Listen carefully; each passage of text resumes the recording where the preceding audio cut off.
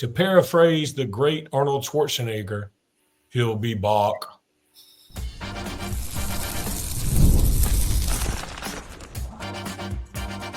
You are Locked On Bama, your daily podcast on the Alabama Crimson Tide. Part of the Locked On Podcast Network, your team every day. Hey, everybody, and welcome back into Locked On Bama. Why are you doing your lips like that? Please stop. Oh, sorry. I was whistling with the opening tune. Sorry.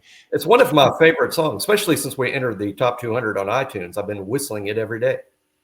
All right. I'm going to start over. Hey, everybody. Welcome back into Locked On Bama. Luke Robinson with the AHSA Radio Network. That's me. Bama Online's Jimmy Stein. That's him. Oh, crap. All right. This episode is brought to you crazily by the college football playoffs. I love it. Thank you, college football playoffs. We love you guys. Thank you, everydayers, for being here every day. And thank you, newbies, for being here today. And thank all of you for being here twice today. Jimmy, got some good news. He'll be back. Mbakwe. He will be back. In what has been a bananas 24 hours for the University of Alabama. I mean, just out of bounds, Saban retiring level panic on the various message boards, one of which you kind of help run over there at BOL. And there have been some sad, reasonable, irresponsible, well thought out, crazy posts that it runs the gamut. There have been some people that have been very reasonable. There have been some people that have lost their minds. There have been some people that have said, this guy obviously doesn't know what he's doing, referring to Kalen DeBoer. There have been some guys saying this guy doesn't know what he's doing, referring to Jalen Mbakwe. There have been guys cussing Lane Kiffin. You had a good line right before we came on. I'm going to let you say it. I even forgot. Which one? How could you forget your singular good line before we came on? You said you'd be willing to bet dollars to donuts that the FSU board is a much happier place than the Alabama board has been over the last 24 hours. Yeah, I mean the amount. What it is just the overstatement. That 24 hours was rough, and it was bad. If Mbakwe had left, if he had, that would have been bad because he's a good player and he's in Alabama's future plans and he's one of the more talented athletes on the roster. So it would have been bad. But he was a second team player at cornerback and even at wide receiver. And apparently we're going to talk about that. If he moves to receiver, he's not going to be ahead of Ryan or Jeremy. We're not talking about Ryan. The reaction was as if we'd lost Ryan or someone better than Ryan. I mean, I guess it's just college football 2024. I mean, the overreaction. Now, there can be an overreaction about the nothing to see here, too. That's an overreaction. Yes. Of course there was something to see. He's one of the more gifted players on the roster. He's a cornerstone of future Alabama teams. And Alabama's coaching staff in no way wanted to lose Jalen Mbakwe. Some of these others that a lot of people have been upset about literally were pushed out. Some of them, again, what we need to do as a fan base is be a little better at math. With Mbakwe coming back and the signees, now I believe we're at 83. And y'all still want 10 guys in the portal. So we have to get better at math. We make a big theme of this show is making fun of my math skills.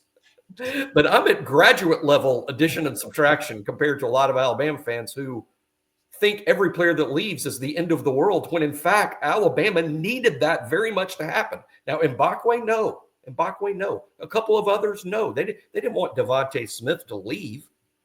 Now, but there's degrees to everything. Like someone said earlier on our board, because some of the posts are really good and smart and insightful. And one of them said, look, everything in the world is not awesome or terrible. Most everything is in between those two things. I say that every episode. No one listens to us. I know. A lot of people listen to us apparently, but no one listens to us while they're listening to us. No, nobody listens to our advice, which, look, is great advice. don't listen to it. I mean, that's the irony. But, you were talking about your math skills. I got to say this really quickly because I always think about this. For those who don't know, I went to Indian Springs High School on the No Child Left Behind program.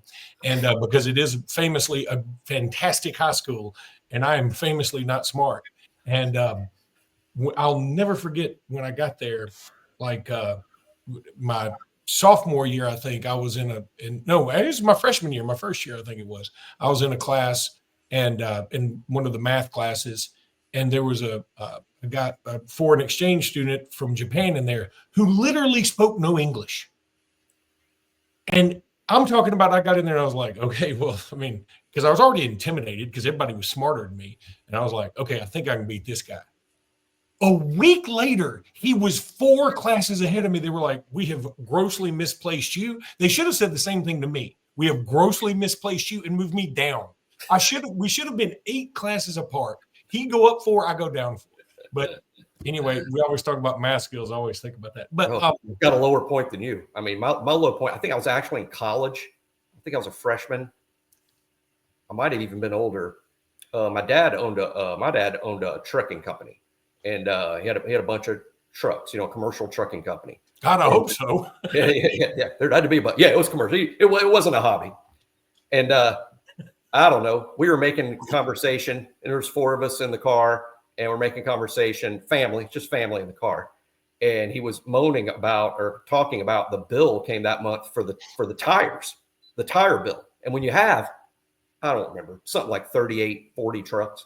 When you have 38 or 40 trucks, that tire bill can be pretty big, So he was talking about the tire bill, and I was just blown away by it. And this was back in like 1991.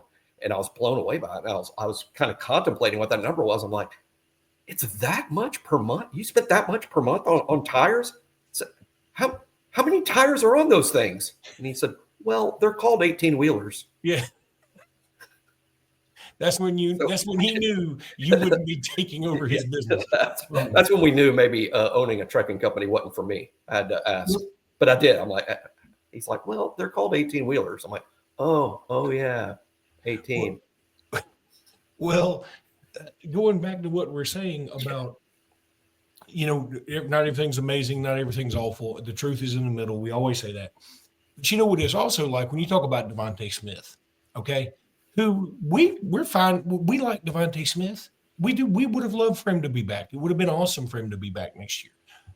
But it's sort of like if you're dating a girl or a guy, whatever. I mean, just in my case, a girl. If you're dating a girl and she's incredibly good looking, but you're like, maybe there's some skeletons in the closet or whatever. And she's like, I'm giving you an ultimatum.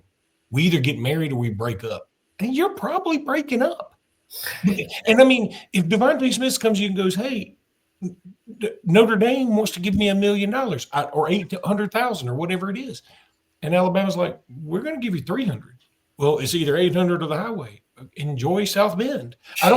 Not in a mean way, but like this game is hardball both ways. Yeah, Luke's exactly right. I did talk to a source. How about this? Actual information on Locked On. I did have communication with the source about this topic, the very thing Luke's talked about. And this was a word that was used.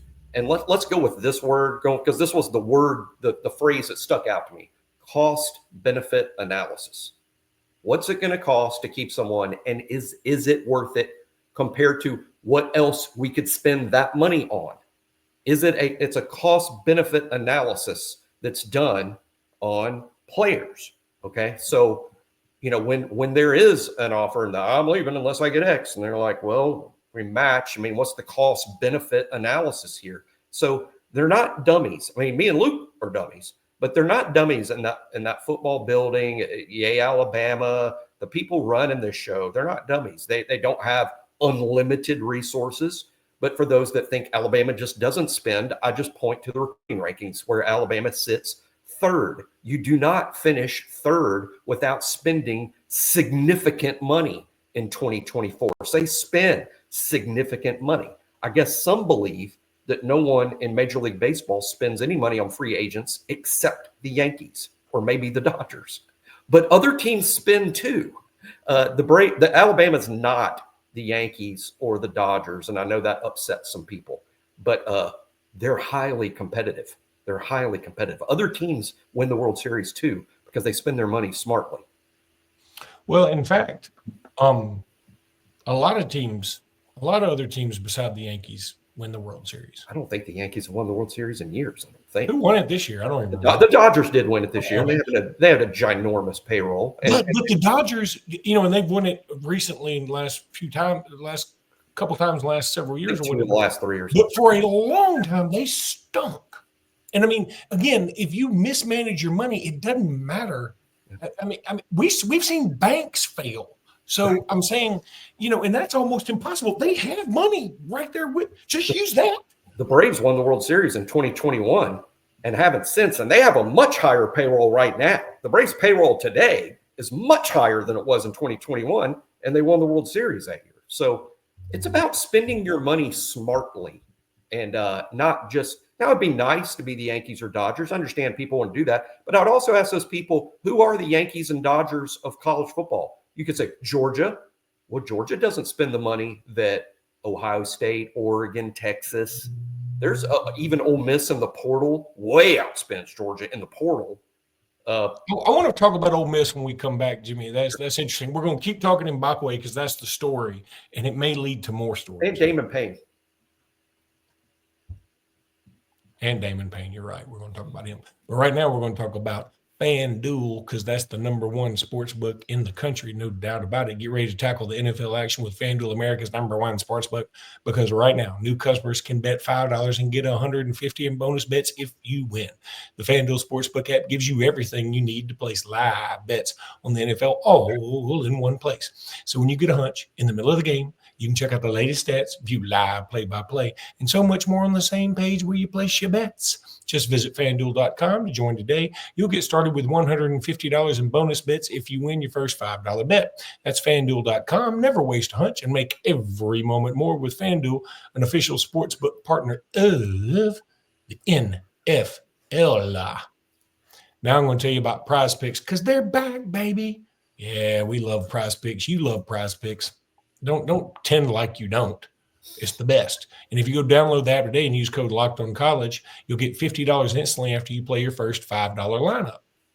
You need to go check that out because Prize Picks, of course, is where you run your game. Make your holidays bigger and brighter with Prize Picks, the best place to get real money action while watching your favorite sports. You can now win up to 1,000 times your money on Prize Picks. That's crazy talk. Jimmy and I aren't good at math. We know that's good. Prize Picks now offers MasterCard for quick and easy deposits into your account this sports season. Join now because this holiday season, Prize Picks is giving away 2 free picks in December, and they're giving away $30+ million in rewards during what they're calling Pickmas. Very cool. Download the app today and use code LOCKEDONCollege. You get $50 instantly after you play your first $5 lineup. It's that simple. Look, just go check out Prize Picks today and thank me later. Run your game with Prize Picks. First of all, because I said we're going to talk about them, I don't want to forget. First of all, with Ole Miss, I mean, maybe I'm wrong. Maybe I'm wrong. But it feels like Ole Miss is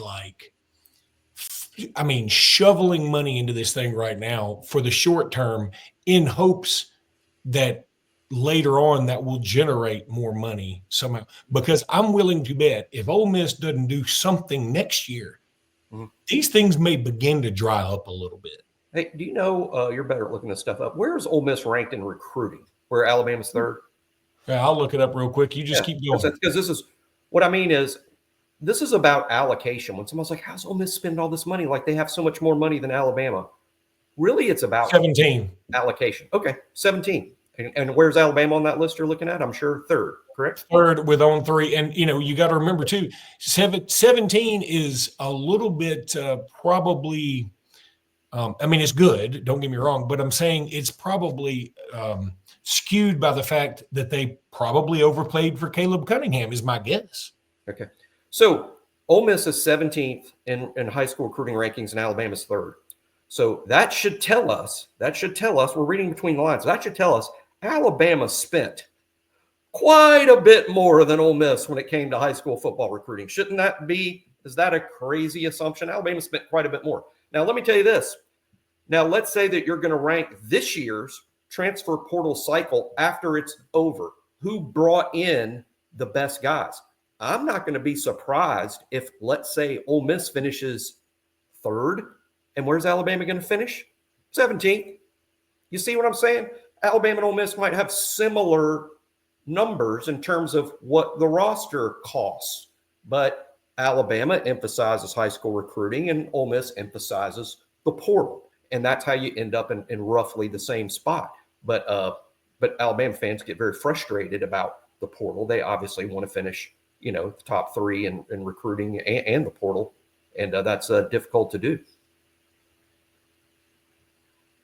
Yeah, I'm muted. And it is very difficult. By the way, somebody on your board said on the Bama Online board said there was, I can't remember the post, but they were posting to me as like who would you pick a fight with or something. They're like, I'd pick a fight with Luke because even my 2-year-old daughter can unmute when I'm FaceTiming her grandparents. I was like, in my defense, I've never muted myself talking to your parents.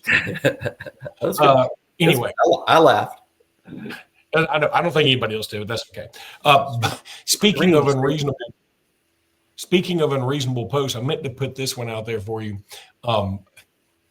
A poster on your board also, Ty, I think that's 1565. God, what a strange. Anyway, he said, great. Now we have 2 number 9s on offense because we're talking about playing Jalen Mbakwe on offense. That's actually very smart observation. At the same time, I'm not sure if he's saying it tongue in cheek or if he's saying it like, oh my God, we suck again. Can't believe I've done this. Both could be true. Both could be true. As I've pointed out to y'all before, and it is disheartening, if you take away that play at Vanderbilt when we had the 2 number 2s on the field at the same time when we were penalized, you take that play away, that game may have turned out differently. That game turns out differently. We're talking about Alabama's big game this weekend. Yeah. And so in that way, that's a hurtful post, Ty, who was apparently born in 1565, but posting pretty good for such an older fellow. But Mbakwe is going to play offense. That's as reported by Tim Watts at BOL. We've done extensive Mbakwe reporting. And by the way, we've been out there pretty quick with this. On 3 and BOL have done fantastic reporting on Mbakwe, timely and accurate in terms of reporting. And we're reporting that Mbakwe is going to see some time on offense. Now, what we don't know, does this mean he's going to play both ways or is he moving to offense? That's unclear. But this point is true. Had we done recruiting all over again and Mbakwe said, I want to play wide receiver, Alabama would have put the same effort into signing him, and he would have been the same priority. Alabama did not recruit Mbakwe because they saw him as a corner or because he wanted to play corner. Alabama recruited him as an athlete. It was just up to the kid. The kid was excited about playing cornerback because he wanted to be coached by Nick Saban. See, I think Mbakwe getting in the portal or potentially getting in the portal, one aspect we didn't talk about enough is just that very fact. He's one of those kids that signed with Nick Saban to play defense for Nick Saban, to literally play for Nick Saban. That was taken away from him before it ever started, right? So that's probably what's always been in the back of his head. Could have been bothering him. Like, you know what? Had Nick Saban never been at Alabama, I'd be playing wide receiver. And who the heck knows where I would have signed with? Maybe here, maybe somewhere else.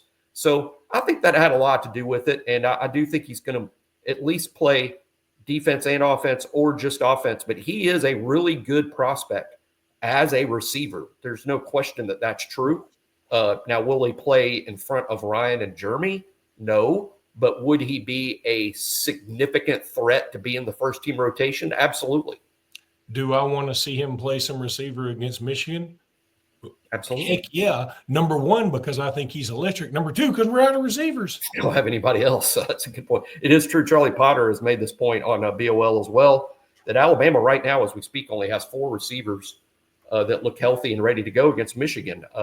Obviously, we're like, because so many of those guys went into the portal, as we know, what was it, 4? Odom, Henderson, Law, and Prentice. So you lost 4 of the 12 there. 2 are hurt and out for the year, Cole Adams and Jalen Hale. So that now you have 6, which is fine. But Bubba Hampton and Amari Jefferson are also banged up. to the point they're probably not going to be cleared to play in this game. So you just got 4: Ryan, Germ, Jaron Hamilton, and Rico Scott. I'm excited, by the way. I'm a big Rico Scott guy. I wish Rico guy. I saw him make a play all the way back in fall camp in the indoor. One day we got to stay more for a practice than normal, and the whole thing took place in the indoor. I remember it really clearly because I remember the play well. Rico caught a ball in the back corner of the end zone. I think it was from Ty. And I remember that thought. I did mention it in my practice report that day, and I probably talked about it here, but I probably should have made a bigger deal of it just simply because Rico caught that ball over a guy that's starting a cornerback for Alabama right now. And it was a wow for a true freshman, because it's hard, for a true freshman on a practice field and all the stuff's going on at once. And a true freshman beats an older kid on a play. I don't think we appreciate it enough when it happens. Like, wow, that's a wow thing when it happens. And I probably should have been sounding the Rico Scott alarm all fall. But I think he's going to be a really good player. I do.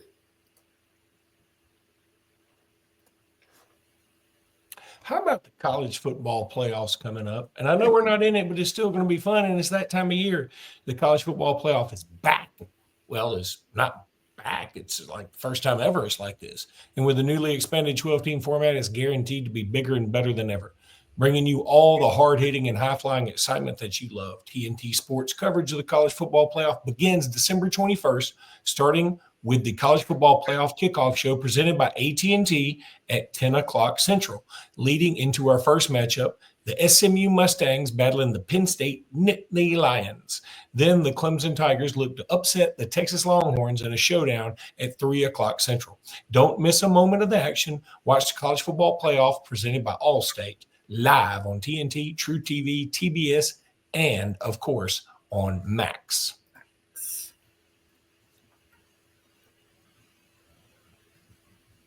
Let's do the playoff picks tomorrow. Tomorrow is the prediction show.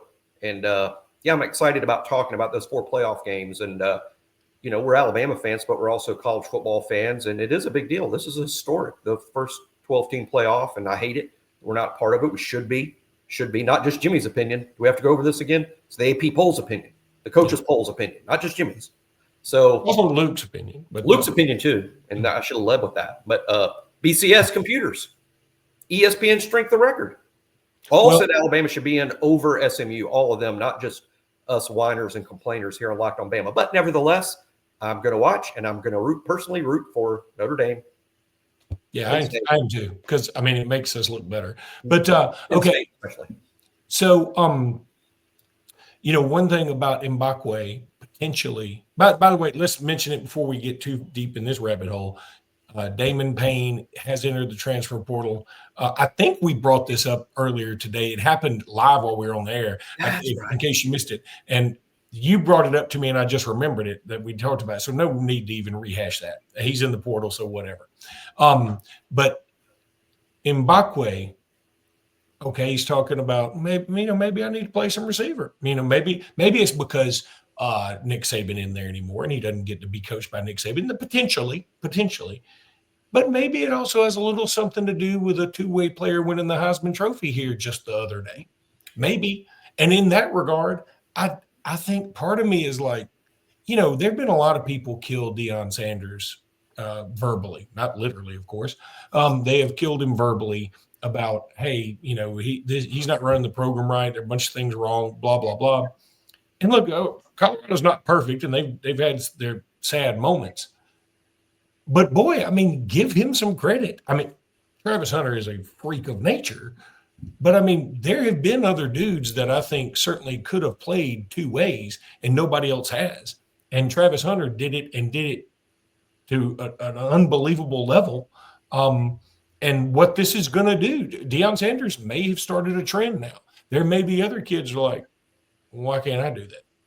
Why not? And honestly, yes, I think Travis Hunter is a better player than Jalen Mbakwe, at least right now. I'm not going to say that he's not, but I'm just saying if I'm Jalen Mbakwe, who is also a 5-star plus prospect, maybe I'm like, maybe give me a shot at this. Let's just see if I'm even capable. Why not? I certainly want to give a shout out to Deion, what he's done at Colorado. producing a Heisman Trophy there. I mean, just think 3 years ago, Colorado, you could argue, was the worst program in all of the Power Four. If they're not at the very bottom, they were awfully close to it. I think they won 2 or 3 games in the last 2 years before Deion shows up, and Deion shows them up and immediately made them relevant. They're immediately recruiting at a higher level. There's an emphasis on the portal there, but he's about to produce probably the first and third picks in the draft, I would guess, today, and are coming off a year in which they almost won the Big 12, almost. I think next year's a big test. How is he going to do without Shedeur and Travis? But regardless of the fact that we're talking about Colorado in a positive fashion is 100% attributable to Deion and what he's done there, and he deserves a lot of credit for that. People cannot like him personally. That's okay. A lot of people didn't like Nick Saban personally when he was Alabama's head coach. But anyway, Mbakwe might play both ways. He might play just offense. That's yet to be seen. He's certainly capable of being a cornerback and a receiver. I think even in the SEC, he's that level of an athlete. Man, it's a lot on you mentally to learn the offense and learn the defense. That's a lot. But he's a smart kid. He was a quarterback in high school. Those guys tend to have a good grasp of football, period. When you're the quarterback, you have to kind of know the offense and the defense. So I think he's well suited for it. I'm very glad he stayed. On top of it all, he's a good kid. And they do have a podcast that competes with ours. And I'm worried that he did this for ratings. And if so, all right, Bob. He's playing chess and not checkers if he did this for ratings. Okay. If so, I'm just going to tell you now, I'm going to Locked On Ole Miss. You are? Until you get – well, nobody's giving me anything to stay? Well, I guess I could better call the Locked On Ole Miss guys and beg them for me to come on. That is a pretty good – I want you to stay. What if I allow you to mute twice a show? Will you stay? Yeah, you've got to – I mean, that's your NIL package. We'll get you a second shirt that says – I'm on mute. And you are too. And you are too. Oh, my God. That is funny. That is actually – if that is a marketing ploy, it's brilliant. It's one of mine. It's one of the good posts that came from our board. Somebody said that next New Wave podcast is going to be a banger. Well, it is. And if it's not, it's brilliant. If it is a marketing ploy, it's brilliant. If it's not, it is the new Coke of podcast. You remember when new Coke comes out, everybody's like, this tastes like crap. And the next thing you know is like, we just playing old Coke's here to stay. And Coke sales went through the roof. I mean, I'm going to tell you the truth. We are a Ryan Williams podcast. So why would I listen to Ryan Williams podcast? I probably will listen to Ryan Williams podcast. At least that first episode. Yeah. And I've heard it before. Those guys do a good job and they are entertaining, definitely. But it is sort of copycat. We were the first Ryan Williams podcast. You know, we're going to be an EJ Crowell podcast, by the way. That's sophomore running back of Jackson. That dude's the show, man. Yeah, he's pretty awesome. All right, that's going to do it for today's podcast, Ryan Williams podcast. Thank you guys for tuning in. Appreciate you a ton. We'll be back tomorrow with more. Everybody's feeling better, right? Until then, roll tide, everybody. Roll tide.